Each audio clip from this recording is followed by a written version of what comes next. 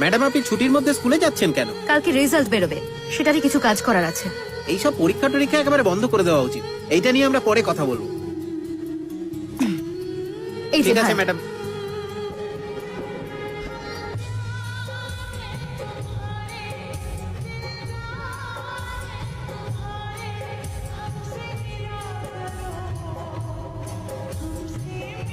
Hello teacher, আপনি এখানে?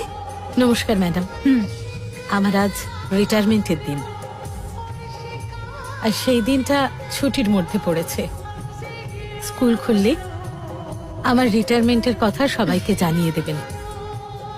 আসুন আমার সঙ্গে। এই স্কুলের সঙ্গে আমার সম্পর্কটা আদি অনন্তকালে।